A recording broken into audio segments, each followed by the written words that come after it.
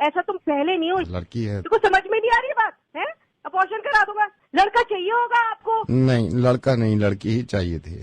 तो फिर क्यों करा रहे हो अबॉर्शन? क्योंकि रेप हो जाएगा इसका। डॉक्टर, मैं ये नहीं चाहता कि इसका रेप हो जाए।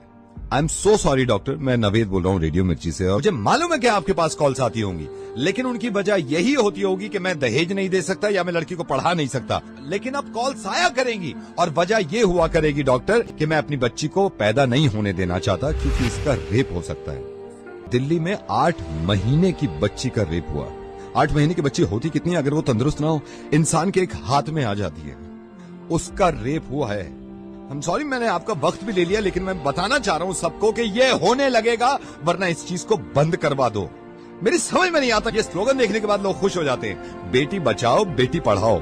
क्यों हम पहले ही जाहिर कर देते हैं कि बेटियां कमजोर हैं, पढ़ी लिखी भी नहीं है, इनको बचाना भी है। ऐसे स्लोगन क्यों नहीं बनते कि बेटे को बताओ और ना माने तो थप्पड़ लगाओ।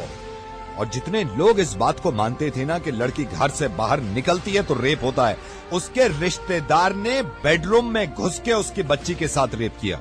जब इसके माँ बाप ने इस बच्ची को देखा तो खून में लथपथ पड़ी थी, पूरा हॉस्पिटल गूंज गया था इसकी चीख से।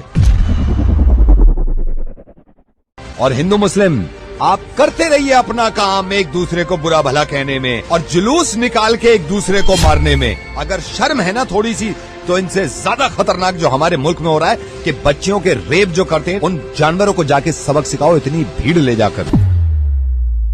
और कोई बताने की जरूरत नहीं है किसी को कि लड़कियां किसी से कम नहीं होती।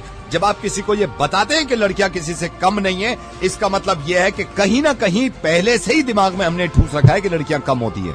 100 करोड़ की आबादी में अगर एक इंसान भी मेरी आवाज सुन रहा है ना, और इसको ये लगता है कि लड़कियां देर रात घर से बाहर निकलती हैं तो रेप होते हैं, तो मुझसे बात कर ले। मैं कसम खा रहा हूं, अगर उसने मुझे हरा दिया इस चीज में तो जिंदगी में कभी रेडियो पे नहीं आऊंगा और अपनी आवाज नहीं सुनाऊंगा।